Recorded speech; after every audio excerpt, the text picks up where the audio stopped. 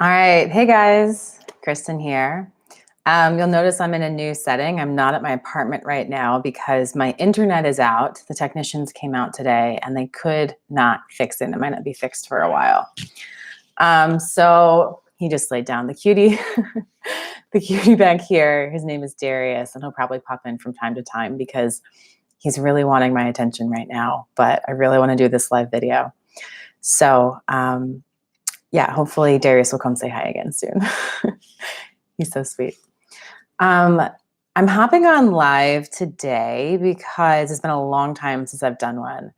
And the lives are a format where if you happen to be around when I start this, then you get to jump online and you can ask me questions in real time. And I'm here to answer any questions that you might have about living with really severe chronic fatigue, ME/CFS, things like, whatever you're living with, whether it's fibromyalgia or you don't even have a diagnosis yet.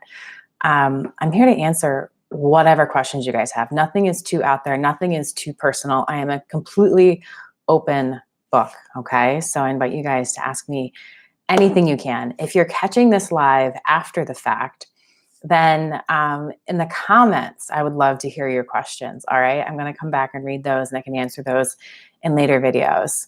Also, if this live goes well, if it's something you guys enjoy, then maybe I can start doing more of these and I can schedule them in advance so you guys know when I'll be live and you can plan to jump on with me when I'm here and we can have a little dialogue in real time. I would love that. I don't know about you guys. Let me know. Today, I wanted to talk about more practical matters, more physical matters than what I normally do. Normally, I come on and I talk about mindset and the healing mindset and how to overcome some of the really hard moments of living with really severe chronic fatigue. Today, I want to talk a little bit about the symptoms that we live with. One symptom that a lot of people don't notice they have until someone points it out to them and then they realize they have it. Something that isn't talked about very often as a symptom, but it's something I've experienced and something I know a number of other people have experienced.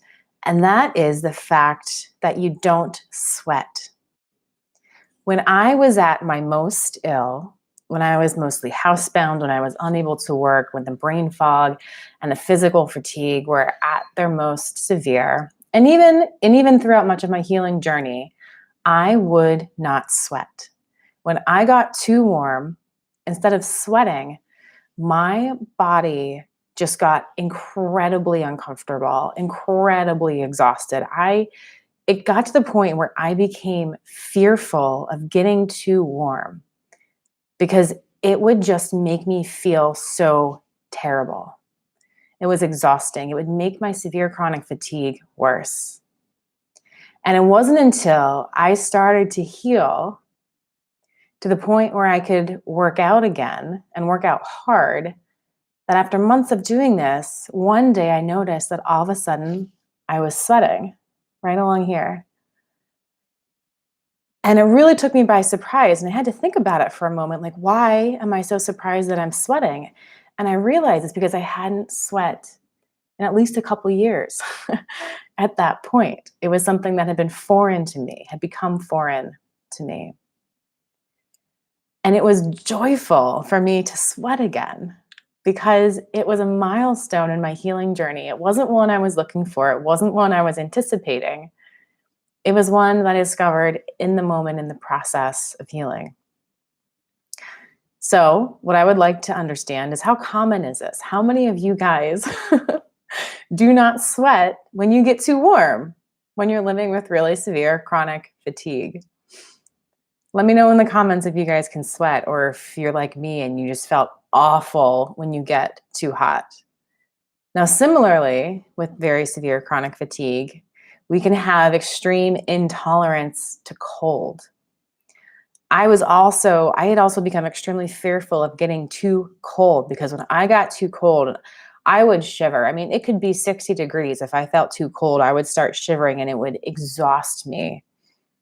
Just like being too hot, being too cold could be so physically exhausting for me that it would cause a crash and it would take me hours or days to recover from being at the wrong body temperature because my body was unable to regulate its own temperature. I couldn't tell you why. I haven't been able to find any papers on this or anyone explaining why the body has such a hard time regulating its temperature. I'm assuming it has to do with availability of energy. I know for a fact that being too hot is like a workout. It actually burns a lot of calories to be too hot. So it makes sense that when we have very severe chronic fatigue, our bodies don't have that energy to sweat, to be too hot. We just kind of break down a little bit instead. And same with being too cold. Our body doesn't have all that much extra energy to actually warm up all of our organs. So, just my high level guess as to why two of my big symptoms were intolerance to hot and intolerance to cold because of the energy that it took for my body to regulate itself. So one really important thing that I had to do during my healing journey when my severe chronic fatigue was at its worst was to make sure that I can self-regulate my temperature. It meant bringing layers everywhere I went. Anytime I was afraid of being cold, I brought tank top, short sleeve shirt, long sleeve shirt, jackets, sweaters, scarves, gloves, even, you name it. I would have as much stuff to keep me warm as I could. And if I was afraid of being too hot, I made sure I had things like hats to shade my face, and I would wear light colors to reflect the light. And I would ask about, is there a place for me to go stand in the shade or sit in the shade if I need to, because I don't handle heat well. So it became one of those things that isn't talked about a lot. But once I discovered my own intolerance to hot and cold, and I learned to manage how to not be too hot and to not be too cold, it helped me preserve a lot of energy. And I think it's one of the, I wouldn't say it was a key piece on my healing journey, but I do think it was an important one because managing that on a daily basis left me with more energy every day to do other things like focus on healing. I see a few of you guys on. If you guys have any questions at all, I'm doing this live so that I can get hopefully a dialogue going with you. If you ask questions, anything about living with severe chronic fatigue, regardless of your cause, whether you have diagnosed ME/CFS or something like fibromyalgia, or you have no diagnosis, or it's just hypothyroidism, whatever the cause, I'm here to answer questions about living with severe chronic fatigue. No questions are too personal. I'm a super open book, and it's way easier for me to talk about things when someone's asking me questions than when I just have to come up with stuff. Otherwise, I will just keep spewing random thoughts that come to me. All right. So yeah, two big symptoms: intolerance to heat, intolerance to cold. Learning to manage those in your life are going to help you save energy. They're important. Let's see. I had something else I was going to talk about symptom-wise. Some of the unexpected things that they don't really prepare you for. Oh, I was going to talk about, for me, what symptoms let me know when I was pushing myself too hard and I was about to hit a crash. So when I was super low in energy, having a hard time doing basic life functions, and something big would come up, and I would want to push myself to get through it.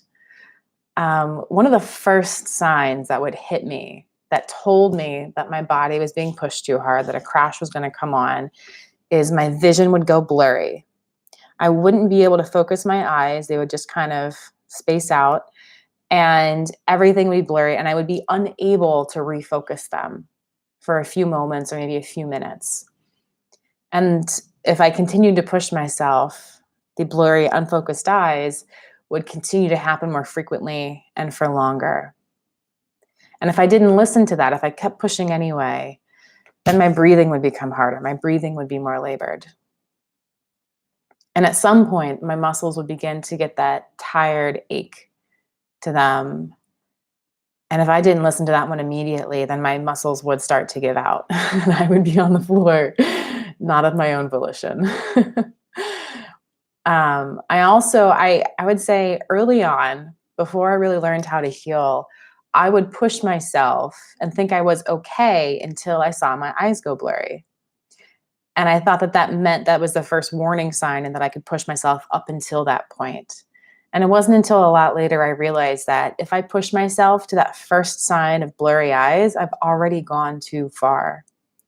I've already pushed myself so hard that my body's unable to perform a basic function, which is keeping my vision focused.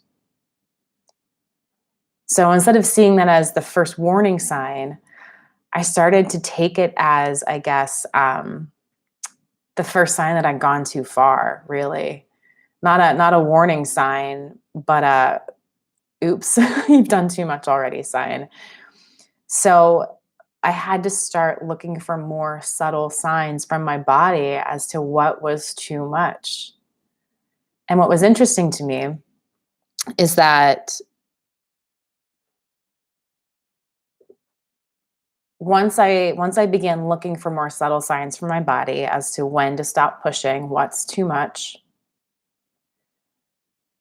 I started to see them. It wasn't until I started looking for those signs that I started noticing them in my own body.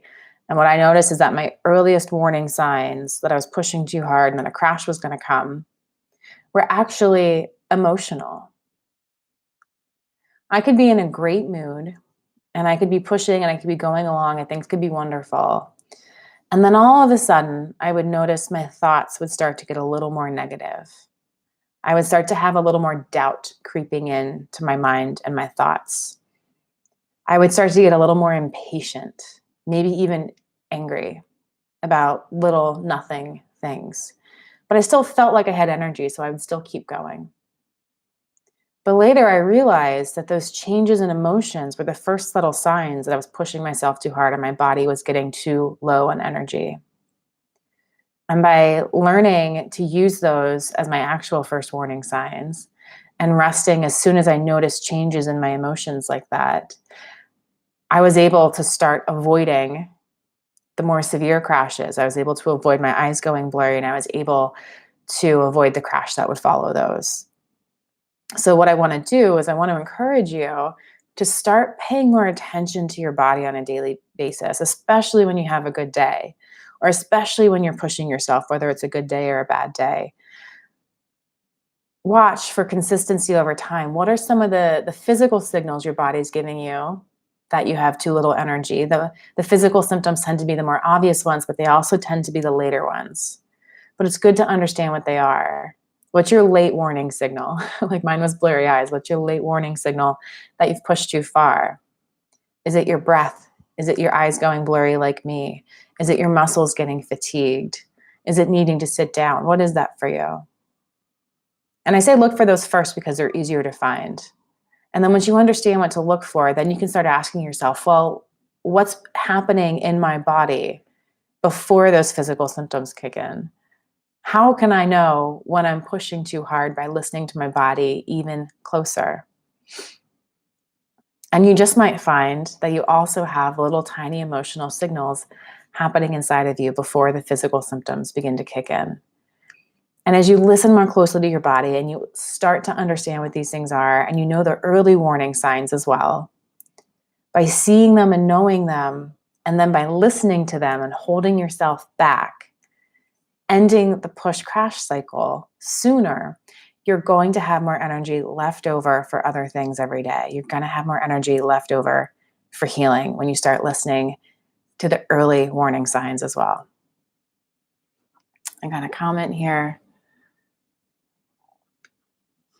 Others have noticed that your mood can change. Yeah, so it really helps if you have people around you who can point these things out to you, because I can sit here and say, oh, watch yourself and, try to learn like what your physical and what your emotional symptoms are. But that's easier said than done. I know it took me years to really get good at listening to what my body has to say and being able to hear those signs and signals. It was always giving them to me.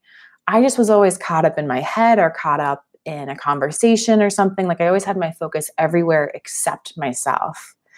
And a huge part of the healing mindset for me was learning to listen internally way more often and more consistently. So DJ65, hey, it's nice to recognize a name. You get really shaky and you feel like you're vibrating on the inside when you overdo it. I know that feeling. Yeah, like especially in my core, like in my stomach, and in my chest here. I called it, I don't know, it's kind of silly talking about this out loud. I haven't really talked about this with too many people, but it almost felt like a toxic throbbing. Like that's how I would refer to it to myself or to the person I was living with, is like, oh my God, I have the toxic throbbing again. This really intense, just like shaking energy inside of my body. I would say that if you reach the point of that physical sensation of the vibrating on the inside, that's a late warning signal. That's a sign that you've already done too much. All right. And it's good to know what those late warning signals are, because now you can start saying, okay, what was happening to me before this happened? And you can start looking for patterns and more subtle signals, early warning signals that let you know when to slow down, to stop pushing, so you can avoid that vibrating that happens. That's a late warning signal. At least that's what I would recommend doing.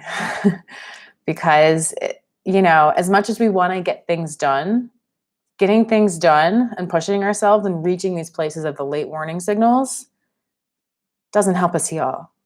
It pushes us into a crash, and then we have to recover from the crash. It's like, I like using the analogy of a bank account. It's like if you have $100 in the bank account and you've been pushing yourself and working that bank account down, down, down, down, down, closer to zero, these late warning signals are like when your bank sends you a notice saying, oh, you've overdrafted, you're $25 overdrafted. It's like, oh, I'm already negative. Crap. I would like to know before I'm negative. These early warning signs, these more subtle, emotional early warning signs are like a message you can set up with your bank account that says you have $35 left. Okay, I want that signal that says you have $35 left in your account, because that tells me, oh shoot, I'm really running really low. I need to use this tiny amount of remaining money very wisely. Whereas the late warning signs, which for me was the blurry eyes, was saying you've already overdrawn. You're gonna have to pay this back. All right. So just like good money management practices, we want to avoid overdrafting our bank accounts. We want to avoid overdrafting. I keep hitting my mic. I'm sorry. We want to avoid overdrafting on the energy we have available for each day. Late warning for you as you become breathless, your heart rate rises. That's a very good thing to know. I'm actually curious, Sky 5 Air, are you using a heart rate monitor? Are you doing like aerobic, anaerobic heart rate tracking? If you know what that is.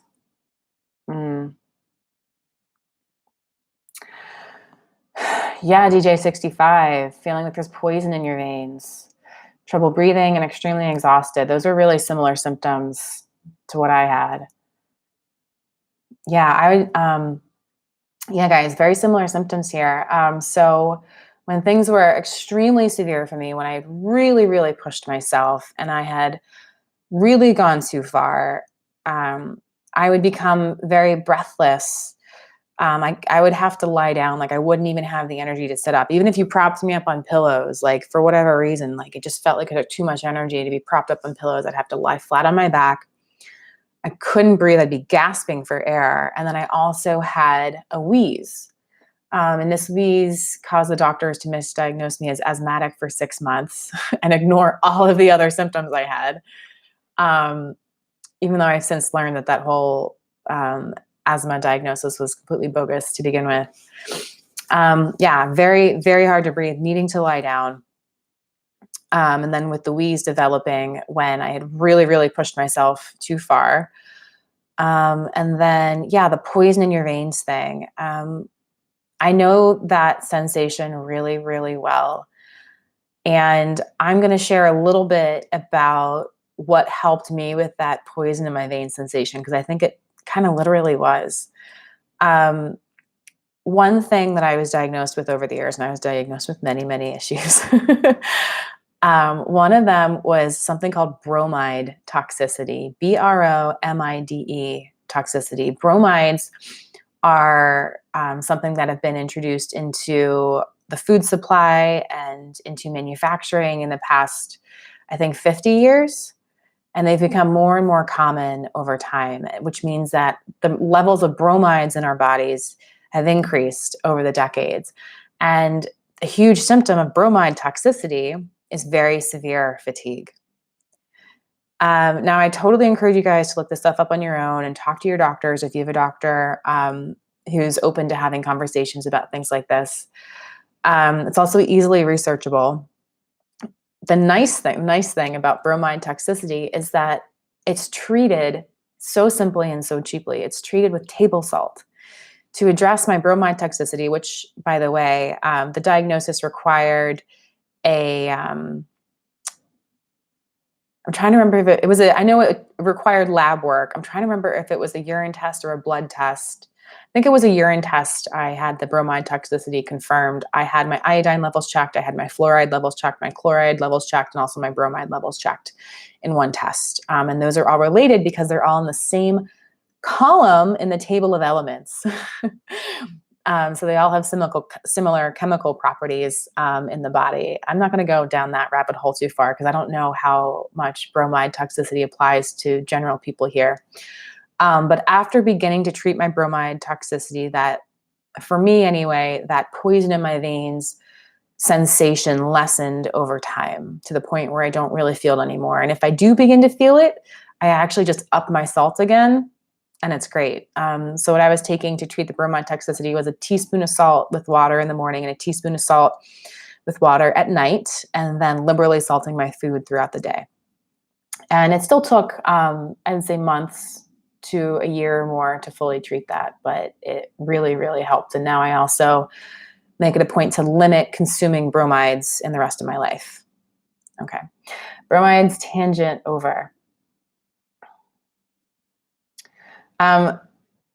So also, again, talking about the poison in your veins experience, I'm not saying it is poison in your veins. I'm saying it could be. I'm saying in my experience, it felt like it was related to that. There are lots of things that we can have toxic levels of. And if you think toxicity is an issue for you, like, I'm not talking about like, oh, let's go on a green juice and detox kind of toxicity. I'm talking about real diagnosable toxicity, such as bromides or other things. Then it's worth going to a doctor and looking into those things. Yeah, and a strange cough. Okay, yeah, Sky 5 Air. Yeah, the strange wheezing DJ65. Yep, me too. Sky 5 Air, you do track your heart rate. You have a Fitbit and ECG recorder for your phone. They tried to say you have asthma too. What is it with this asthma thing? It's really, it's so insulting. I mean, I was put on stronger and stronger asthma inhalers for 6 months. Eventually they put me on steroid inhalers because, like, literally the inhalers did nothing for my symptoms. They did nothing. So they just kept putting me on stronger ones like every couple of weeks. It was insane. At the end of it, I was on a nebulizer. It's this big machine you have that vaporizes the medicine with the big tube, and you're lying there in bed at night, like just like breathing the stuff in for a few minutes. And it had nothing to do with any of my symptoms. Did no help.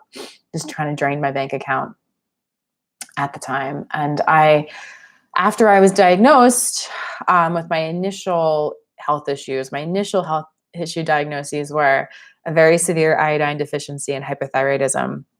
And at the time I thought, oh, I have my diagnosis. I'll treat these two things. I'll be better. Wasn't the case. It was just the beginning of many diagnoses. I went back to the asthma specialist because I wanted to tell her what it really was. I wanted to tell her this wheezing was actually really severe iodine deficiency and hypothyroidism. And I have the doctor's appointment. I get there and there's a substitute doctor. And I'm like, I came here to talk to my doctor.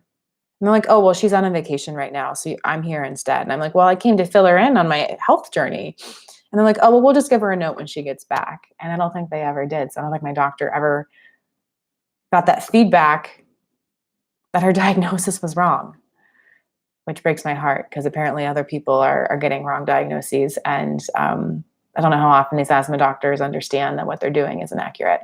Maybe we're just fringe cases, but even so, I wish there was a system for them to understand the result of their diagnosis. All right. Yeah. Sky 5 Air. Let's talk about heart rate a little bit more. So you have a Fitbit. Okay. So I could kind of geek out on heart rate monitoring for a while here. So heart rate monitoring is something I didn't learn about until I was like well on my way on my final like recovery remission journey, my third recovery journey from severe chronic fatigue. And heart rate monitoring is great because it turns out that for many people with severe chronic fatigue, and especially it seems for people with diagnosed ME/CFS, there is a condition where we can track our heart rate to help us understand when we're pushing too much. There's actually a certain number, a very small range in our heart rate, where if we go past that number, we're going to be pushing ourselves into fatigue. And we can do anything as long as we stay under that level and continue to be okay all day. Now that number, you're like, what's that number? That number is very personal, and that number will change for each person over time. That number, though, is defined as the anaerobic threshold.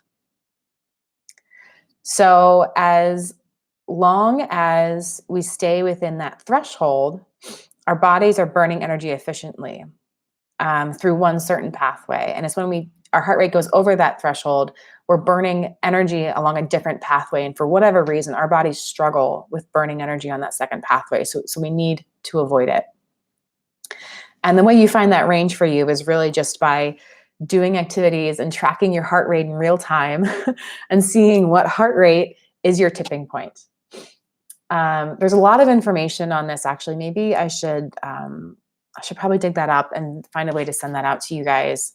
So you can do your own research and have some more like practical materials on how to do heart rate tracking, because some people really, really find it essential for pacing themselves. One other thing I wanted to say, you said you're using a Fitbit. I know heart rate monitors aren't cheap and it's not always practical to go out and buy new ones, but I spent a lot of time researching what heart rate monitors are best for people with severe chronic fatigue, and Fitbits never fit the bill.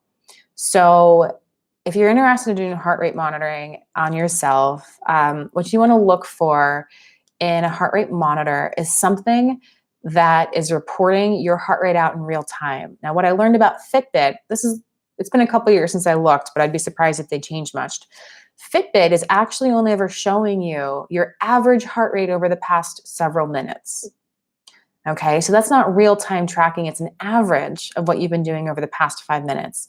They do have monitors out there, some high-end and rather expensive, and also some really cheap heart rate monitors out there that do show you your heart rate in real time. And those ones are best for the pacing method because you know moment to moment what your heart rate is doing. Another really useful feature is to find a heart rate monitor that has a custom alarm feature.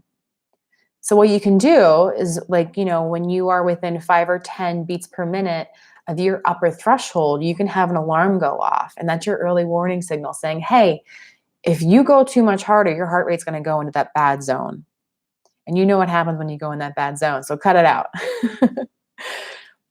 So it's about looking for the heart rate monitors that show your heart rate in real time, within the past minute.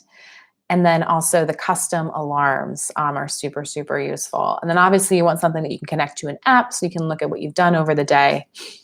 But the app thing is a lot easier to work with. I actually have an Excel spreadsheet I started for a heart rate monitoring pacing Facebook group that I was a part of. So what I can do is I can intro you guys to that Facebook group in case you're interested in learning more. There's a whole community of people who use this to manage their severe chronic fatigue.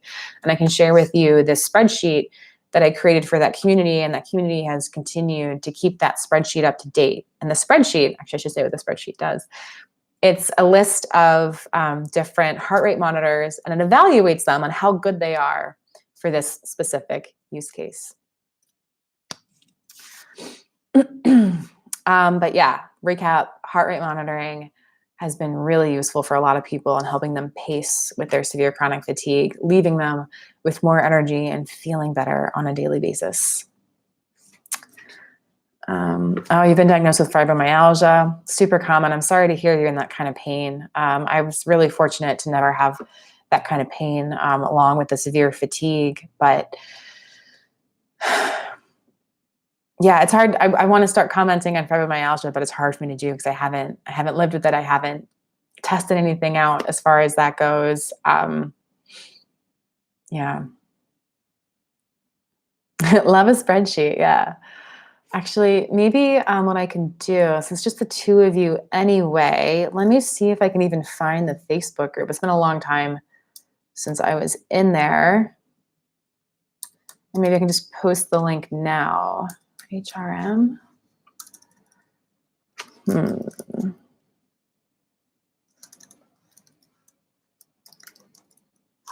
we go. All right, so here's the link to the Facebook group. Okay, if you guys want to join, you can check it out here.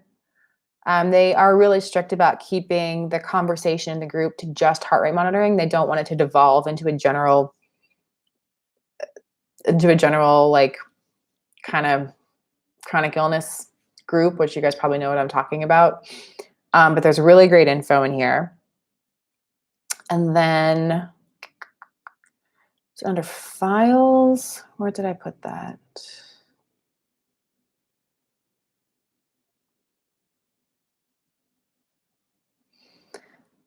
All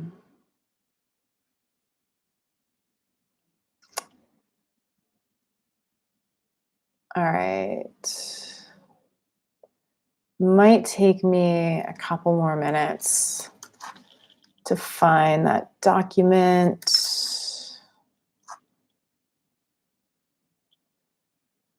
Let's see.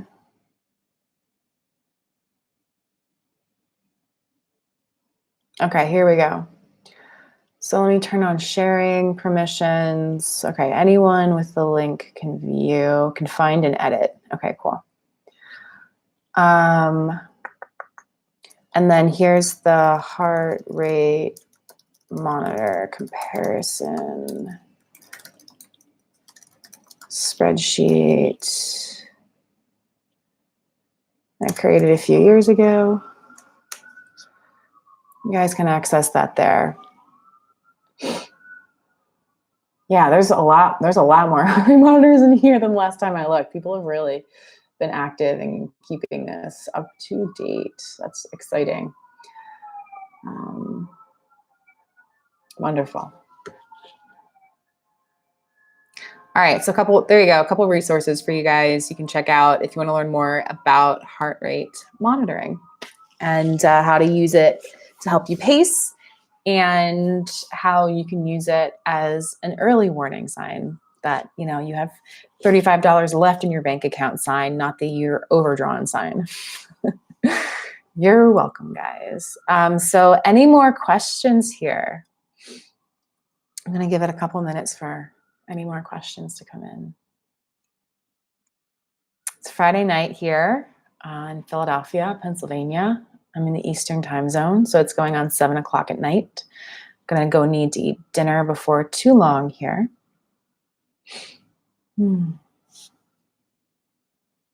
Any questions? Any questions?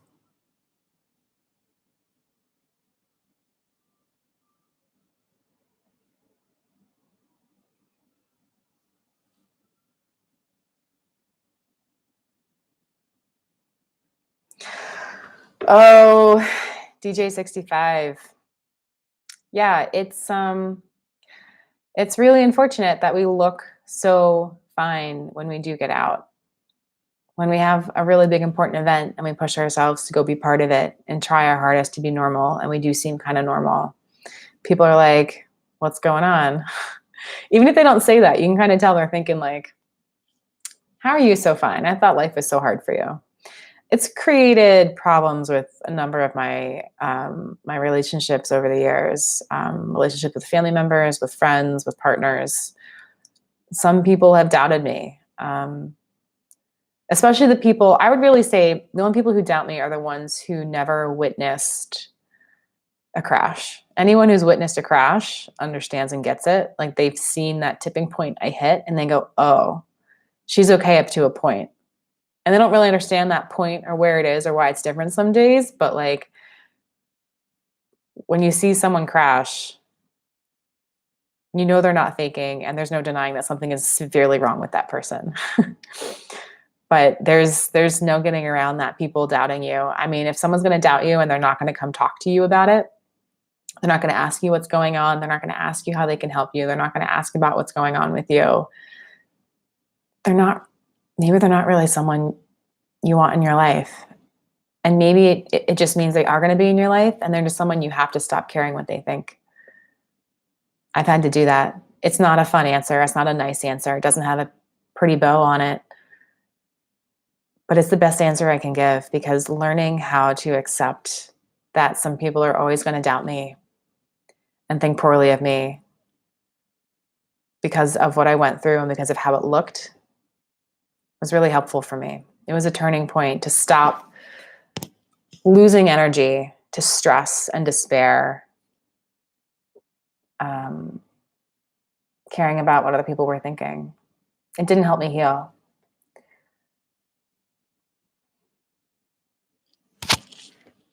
Yeah, you don't want people feeling sorry for you, but then they doubt you. And I tell you what, one of my sisters got married a few years ago, like when I was in the middle of my first relapse, sick, healed, sick again. And I was a bridesmaid. So it was extremely important to me to get to participate in that wedding day, like that day, you know. It wasn't just a couple hours. It was getting ready in the morning. It was the photos. It was the wedding. It was the reception. Okay. And I rested so hard for this. I prepared so hard for this. And the day of, I used all my tricks to get myself as far through that day as I could. And I did it. And I'm glad I did it. And I crashed for like 2 weeks afterwards. Like, could not move, barely functioned, even worse than before, like for 2 full weeks just to get this one day down. But I'm glad I did. It was worth it. I got to like 8:30, 9 o'clock before I was all out of tricks to keep myself going.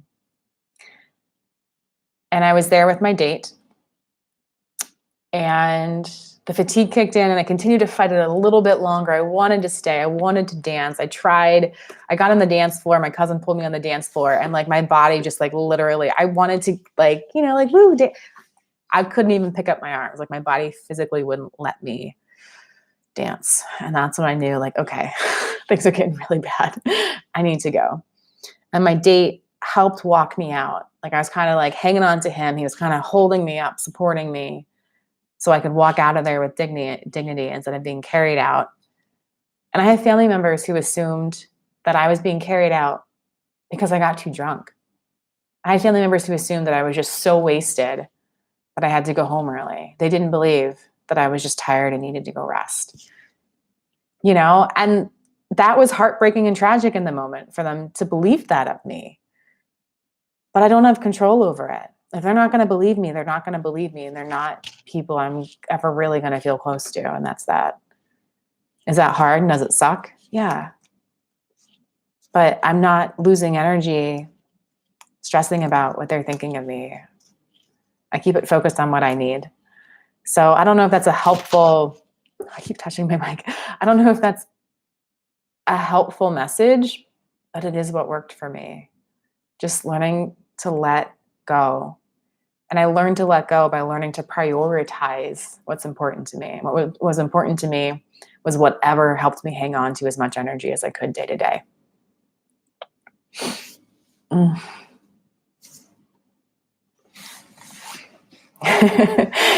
Yeah, your mind thinks you can go all day, all the time. It doesn't understand why we have to stop. And then your body's like, now, go home and go to bed now. Totally. All right. Oh, this is going on a lot longer than I thought. It's been 40 minutes already since I started. Come here, buddy. Here, let's come say hi. This is Darius. This isn't my dog. I wish this was my dog. But he's a sweetie, isn't he? He's a Doberman and he's the biggest goof ever. You want to say hi? No. He just wants pets and treats and for me to throw the ball, which I'm not going to do right now. All right, guys, I'm going to wrap this up. For anyone who catches this after the fact, would love to hear more questions I can answer next time I get on. And if you guys enjoy this live format, let me know if I should start planning these in advance. If you would, actually, I guess what I want to ask you is if I plan these in advance, like a week in advance, would you guys want to attend these and chat real time? Is that something you want me to do? Let me know. Okay. Yeah, you're trying to not worry about what others think because you know your truth. And that, it's not easy, but that's a really worthwhile thing to work on. So I'm happy you're doing that, DJ65.